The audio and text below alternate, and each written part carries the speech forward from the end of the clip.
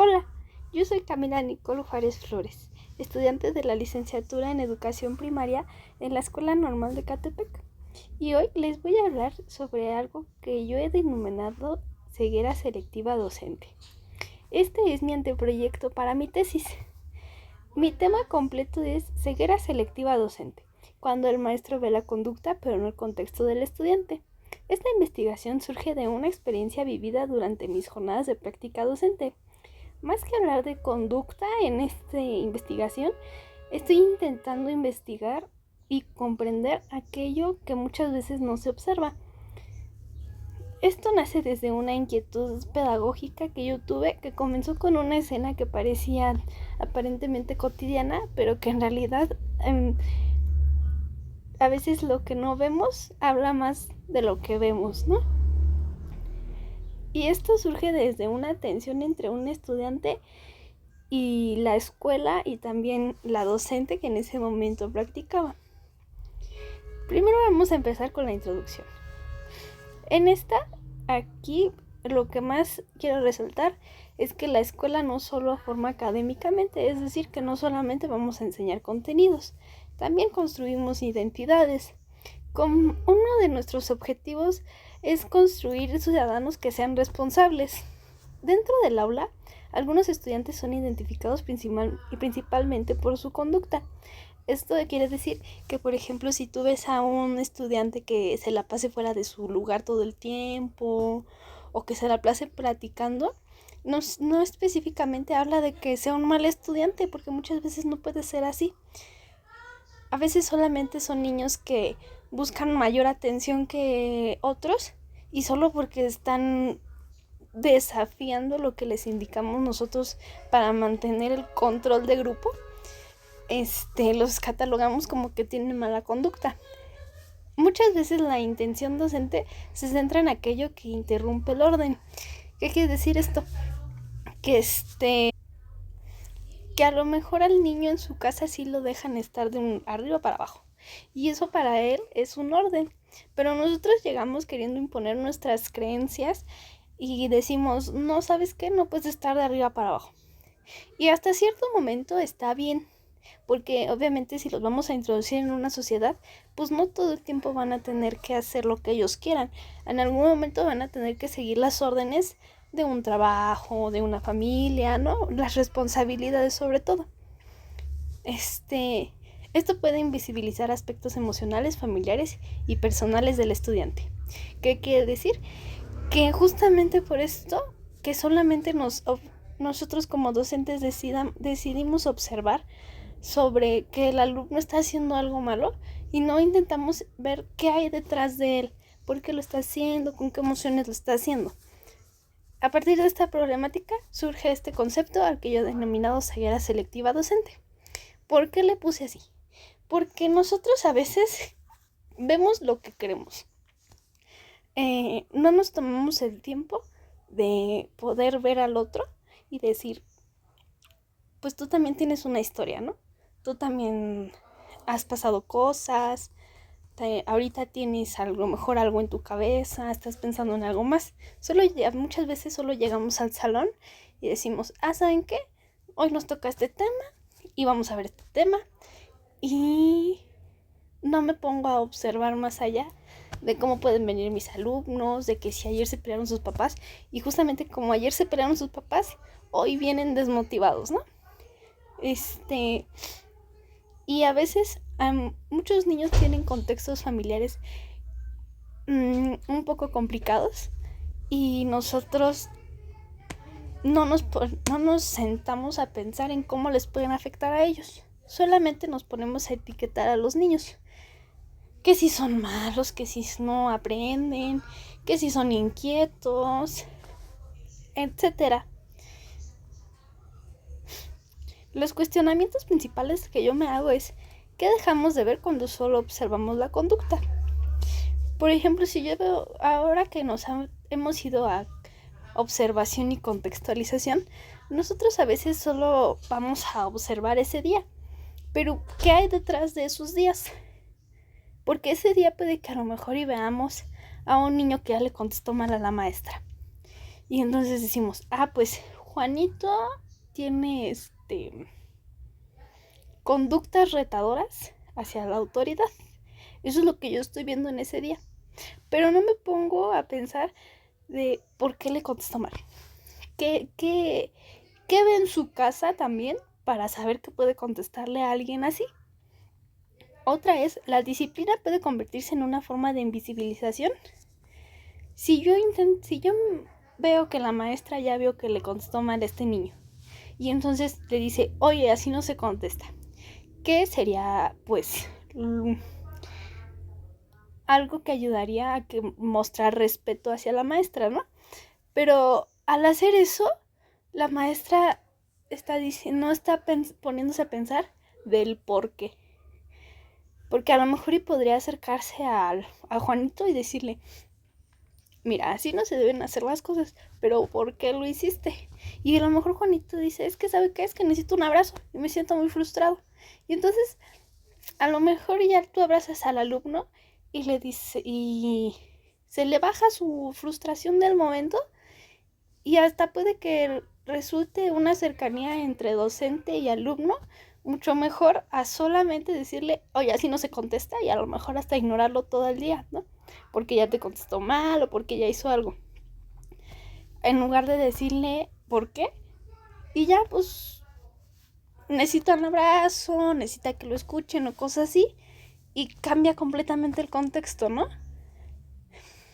¿Hasta qué punto las etiquetas escolares influyen en la identidad del estudiante?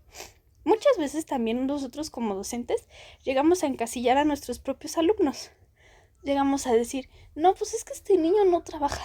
Ya si no me trabaja, pues ya ni modo me voy a poner a trabajar con los demás porque yo necesito avanzar. Cosa que también es un factor muy importante porque muchas veces también nosotros necesitamos estar avanzando, estar cumpliendo con ciertos requisitos. Y muchas veces no nos deja el tiempo de poder sentarnos a ver qué está pasando. Entonces, esto también ya decimos, ay, no, pues no trabaja, pues ya, X, ¿no? A lo que sigue. Pero entonces a lo mejor ese día sí quería trabajar, ¿no? Ese día sí quería hacer, y como nosotros ya dijimos, no, pues no trabajar, ya Juanito ya se desmotivó. Lo que originó esto. Y la conducta que solemos ver es para recibir la atención del contexto que tiene el estudiante. Muchas veces corregimos el comportamiento de nuestros niños sin preguntarnos qué hay detrás de todo esto. La escuela nos ayuda a ir construyendo la identidad de cada uno. Hace mucho tiempo había como estas etiquetas, ¿no? Por ejemplo, en mi secundaria. No, pues tú eres la ñoña. No, pues tú eres el matadito. No, pues tú eres el payaso, ¿no? Y justamente estas etiquetas nos van construyendo hasta ahora. Porque yo, por ejemplo, yo era ñoña, y entonces ahora también es así como de no, y tengo que cumplir y tengo que hacer. ¿Por qué? Porque ya desde ese momento de identidad ya crecí con esta etiqueta. En ocasiones el estudiante deja de ser visto como una persona y se empieza a ver como una etiqueta. O por ejemplo, si es de mala conducta, se la pasa siempre fuera de su lugar, habla con malas palabras, así, pues en ese momento deja de ser una persona para convertirse en un problema. Aquí, lo que realmente originó esto es que durante las prácticas docentes observé un estudiante constantemente señalado como que le decían, otra vez tú molestando, siempre me interrumpes, nunca estás quieto. El estudiante comenzó a asumir esa identidad, y en una ocasión que no hizo ninguna cosa, la maestra solo dijo, ¿quién está fuera de su lugar? Y el niño estaba sentado y dijo, seguramente piensan que fui yo. ¿Hasta qué punto estamos llegando nosotros como docentes para poder crear esta etiqueta sobre nuestros niños? La problematización. Existe una distancia entre lo que es el estudiante y lo que la escuela espera de ello. Algunas capacidades permanecen invisibilizadas. Esto también, por ejemplo, si el niño se la pasa fuera de su lugar, está parado todo el tiempo, pero a lo mejor es buenísimo para matemáticas. Muchas veces el maestro se deja perder esta parte solamente por estar viendo su mala conducta. Deja de ver los puntos buenos que puede tener el alumno solo por una etiqueta. ¿Qué significa realmente ser un buen estudiante? ¿La disciplina escolar puede producir exclusión? El concepto central de la ceguera selectiva docente. Esto es una mirada pedagógica focalizada en la conducta visible del estudiante, que invisibiliza su contexto familiar y social. Se centra en el comportamiento, reduce al estudiante a etiquetas, invisibiliza capacidades, prioriza la corrección, favorece las expectativas limitadas, y el docente realmente ve al estudiante en su totalidad o solo ve lo que desde su perspectiva, desde lo que él conoce y sus creencias, está bien o está mal. El objeto de estudio es la interpretación docente de la conducta estudiantil y la invisibilización del contexto personal, familiar y emocional dentro del aula de la educación primaria. La investigación no busca culpabilizar al docente porque no. Muchas veces los docentes tal vez no tienen la suficiente capacitación o tal vez la suficiente empatía que se necesita para ver todo, ¿no? Muchas veces es eso, y ellos no tienen la culpa. Mis preguntas principal es: ¿cómo influye la interpretación docente de la conducta estudiantil en la invisibilización del contexto personal, emocional y familiar del estudiante dentro del aula de educación primaria? ¿Cómo interpretan los docentes las conductas disruptivas? ¿Qué factores del contexto estudiantil dejan de observarse? ¿Y cómo impacta la expectativa docente en la autoestima del estudiante? ¿Cómo influyen las etiquetas en la participación escolar? ¿Y cómo se invisibiliza la inteligencia y sus tipos de ceguera selectiva docente? Los sujetos de investigación.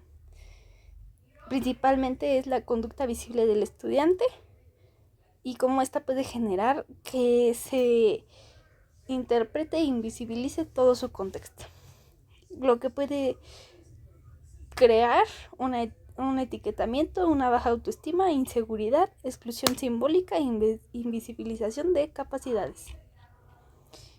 El objetivo general es analizar cómo la interpretación docente de la conducta estudiantil influye en la invisibilización del contexto escolar. Los objetivos específicos es identificar conductas que reciben mayor atención docente, analizar percepciones y etiquetas escolares, reflexionar sobre expectativas docentes y comprender efectos emocionales y académicos, reconocer capacidades invisibilizadas.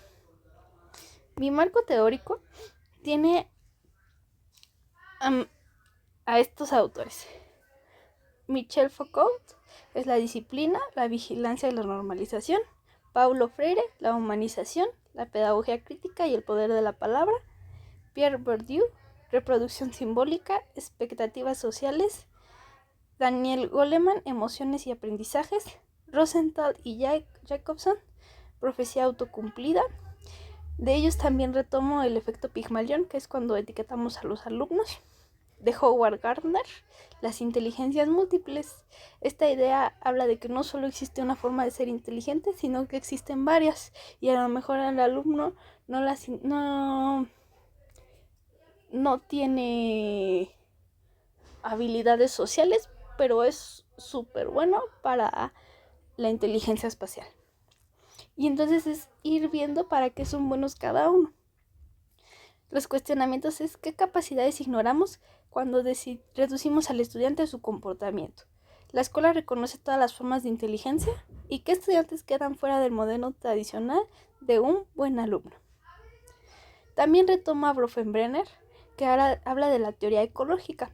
¿Qué quiere decir esto? Que nos desarrollamos en 5 ecosistemas. Es el microsistema, mesosistema, exosistema, macrosistema y cronosistema. En cada uno se hace la relación con el contexto familiar, el comportamiento del estudiante, la escuela como observadora de la conducta y no de las condiciones que lo rodean. ¿Cómo influye el contexto familiar el comportamiento escolar? Y puede analizar la conducta sin considerar el entorno. Mi metodología es un enfoque cualitativo con un tipo de investigación narrativa e interpretativa, técnicas de observación participante, diario de campo, narrativa pedagógica, entrevistas semiestructuradas, y sus instrumentos serían la guía de observación, el diario reflectivo, el registro anecdótico y sobre todo la observación indirecta.